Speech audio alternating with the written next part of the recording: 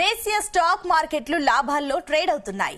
RBI కీలక వడ్డీ రేట్లను ముచ్చటగా మూడోసారి తగ్గించింది. దీంతో స్టాక్ మార్కెట్లు దూసుకెళ్తున్నాయి. బ్యాంక్, ఆటో, రియాలిటీ షేర్లు రాణిస్తున్నాయి. బ్యాంక్ నిఫ్టీ రికార్డు గరిష్టాన్ని తాకింది. సెన్సెక్స్ 82,000 మార్కును దాటింది. నిఫ్టీ 25,000కు చేరువలో ట్రేడ్ అవుతోంది.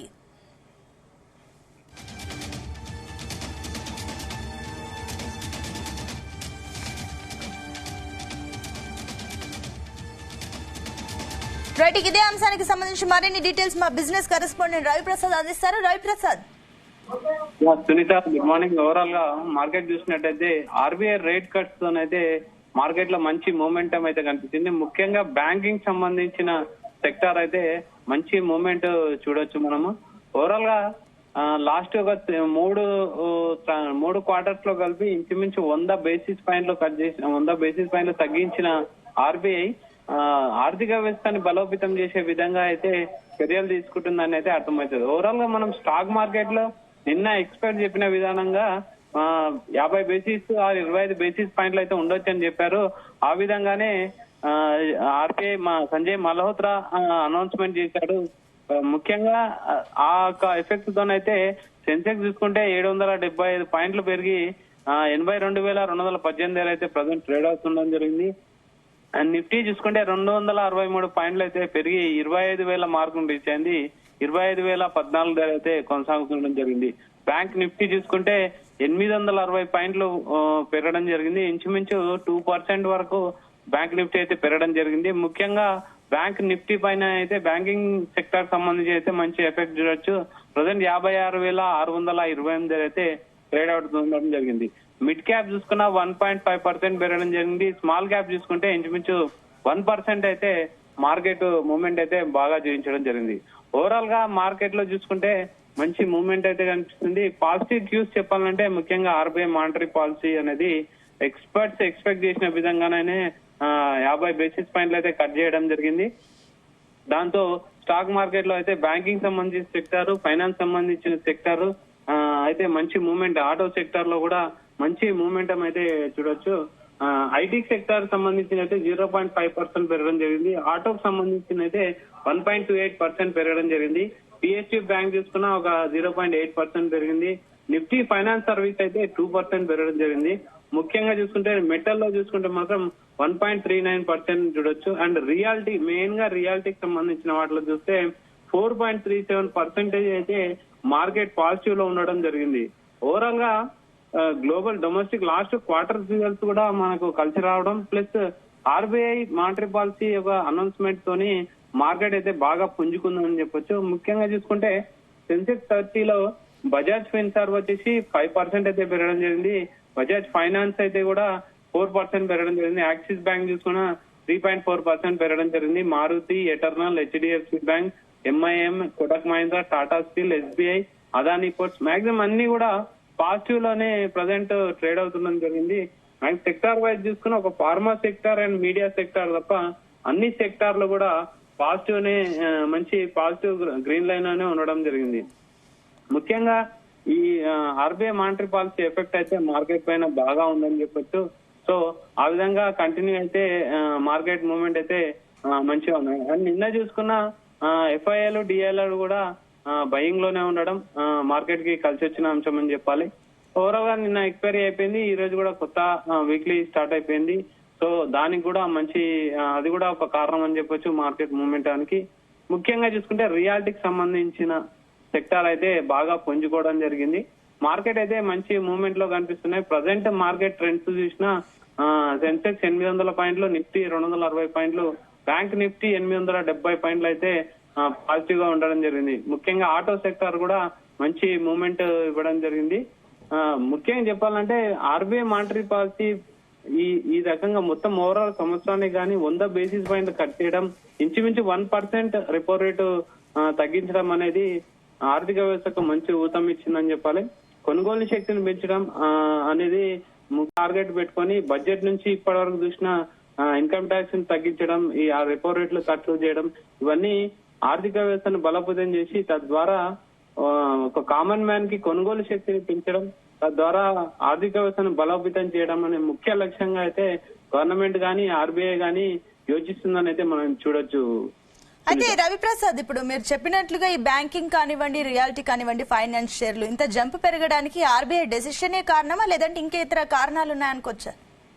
యాక్చువల్ గ్లోబల్ క్యూస్ కూడా మనకు కొంచెం అనుకూలంగానే ఉన్నాయని చెప్పాలి. ప్రజెంట్ ట్రేడ్ వార్స్ అయితే లేవు, ట్రేడ్ టాక్స్ నడుస్తున్నాయి. యుఎస్ అండ్ చైనాకి సంబంధించిన కూడా సాఫ్ట్ డీల్స్ నడుస్తుండడం, అండ్ యుఎస్ అండ్ మన ఇండియాకు సంబంధించిన కూడా టారిఫ్ సంబంధించిన పెద్దగా ఎఫెక్ట్ ఉండకపోవచ్చు. టారిఫ్లు అనేటివి ట్రేడ్ వార్ అయితే ముగిసింది, ట్రేడ్ టాక్స్ నడుస్తున్నాయి. ఏ ఏ ఏ సెక్టార్ కి ఏ విధంగా ట్రేడ్, ఏ సెక్టార్ కి ఏ విధంగా మనం టారిఫ్లు వేయాలనేది టాక్స్ అయితే నడుస్తున్నాయి ఇండియా అండ్ యుఎస్ మధ్యన. అండ్ ఇండియా అండ్ చైనా మధ్యలో కూడా సాఫ్ట్ డీల్స్ నడుస్తున్నాయి. రష్యా యుక్రెయిన్ వారు కూడా ముగింపు పలకలేదు, కానీ ప్రజెంట్ అయితే కొంచెం కామ్ గానే ఉండడం ఇరు వర్గాలు అనేది కొంచెం మార్కెట్ ని కూడా గ్లోబల్ వైజ్ కూడా కొంచెం క్యూస్ బాగానే ఉండడం జరిగింది. నెక్స్ట్ చూసుకుంటే లోకల్ వైజ్ చూసుకుంటే మానిటరీ పాలసీ మీటింగ్ ఒకటి, మాన్సూన్ ఎర్లీగా రావడం, అండ్ ఇది మెయిన్ ఇంపార్టెంట్ వ్యవసాయ ఆధారిత దేశం కాబట్టి ఇది కూడా మనకు కలిసి వచ్చాం. దానికి సంబంధించిన సెక్టార్లు బూస్ట్ అవ్వడం, ప్లస్ ఈ రేట్ కట్స్ తగ్గించడం అనేది మార్కెట్ ని ఇంకా ఎక్కువ బూస్ట్ ఇచ్చిందని చెప్పాలి. అండ్ Q4 రిజల్ట్స్ కూడా అంత నెగిటివ్ కాకుండా కొంచెం మనకు అనుకూలంగానే రావడం అనేది అంటే స్టాక్ మార్కెట్ ఇన్వెస్టర్లకు కానీ ఎఫ్ఐలకు కానీ ఒక మంచి సెంటిమెంట్, ఒక నమ్మకాన్ని అయితే స్టాక్ మార్కెట్ పైన కలిగించాయని చెప్పొచ్చు సునీత. అయితే రవిప్రసాద్, ఈ ట్రేడ్ ఇలాగే కొనసాగుతుంది అనుకోవచ్చా, లేదంటే ఇప్పుడు ఆర్బీఐ చర్యలు కేవలం ఒక తాత్కాలిక ఉత్సాహాన్ని ఇచ్చాయనుకోవచ్చా? ఖచ్చితంగా సునీత, ఇప్పుడు RBI monetary policy rate cuts అనేటివి ఓన్లీ ఇది తాత్కాలికమే, టెంపరీ. మెయిన్ మన డాటా ఇండియా, మెయిన్ మన యుఎస్ ఫెడ్ రిజల్ట్స్ ఉన్నాయి, ఫెడ్ కట్స్ ఉన్నాయి, వాటిపైన ఎక్కువ ఆధారపడి ఉంటుంది. ఫెడ్ కట్స్ ఏ విధంగా ఉంటాయనే దాన్ని బట్టే మూమెంట్ ఉంటుంది. కాకపోతే ఈరోజు సెంటిమెంట్ మెసేజ్ ఓరియంటెడ్ మూమెంట్ ఉంది కాబట్టి మార్కెట్ లో అయితే బాగా పుంజుకోవడం అయితే జరిగింది. సో ఆ విధంగా చూసుకుంటే మార్కెట్ లో మెయిన్ గా మూమెంటం ఎక్కువ ఇచ్చాయని చెప్పొచ్చు. అయితే ఇప్పుడు మరోపక్క ఇప్పుడు వచ్చే వారం ప్రకారం చూస్తే ఏ రంగాల్లో జాగ్రత్తగా ఉండాలని ఎక్స్పర్ట్స్ చెప్తున్నారు? ముఖ్యంగా ఐటీకి సంబంధించిన, అంటే యుఎస్ బేస్ పైన ఎక్కువ ఆధారపడి స్టాక్ మార్కెట్ ఉంటుంది కాబట్టి ఐటీకి సంబంధించిన సెక్టార్ తోని కొంచెం జాగ్రత్తగా ఉండాలని చెప్తున్నారు. నిన్న చూసుకున్న డిఫెన్స్ సంబంధించిన వాటిపైన కూడా ఏ టైంలో ఫాలో అవచ్చు, మంచి మూమెంటం ఉంది, కానీ ఏ టైంలో ఫాలో అవచ్చు అని అయితే ఒక కాషన్ అయితే ఇవ్వడం జరిగింది. నిన్న మనం డిస్కషన్ లో కూడా మాట్లాడడం దీంట్లో. సో ఆ విధంగా సెక్టార్ బేస్డ్ కన్నా స్టాక్ బేస్డ్ సంబంధించినవి అయితే ఎక్కువగా చూడాలనేదే చెప్తున్నారు ఎక్స్పర్ట్స్. ఇంకోటి చూసుకుంటే నెలవారీ చెల్లింపులు, వాయిదా భారం మోస్తున్న గృహ వినియోగదారులకు కూడా ఆర్బీఐ కూడా మంచి శుభవార్త అని చెప్పాలి. యాక్చువల్ గా కీలక వడ్డీ రేట్లు ఏకంగా 50 బేసిస్ పాయింట్లు తగ్గించడం అనేది మంచి ఊరట లభించిందని చెప్పాలి ఎంప్లాయీస్ కానీ, లోన్ తీసుకున్న వాళ్ళకి కానీ.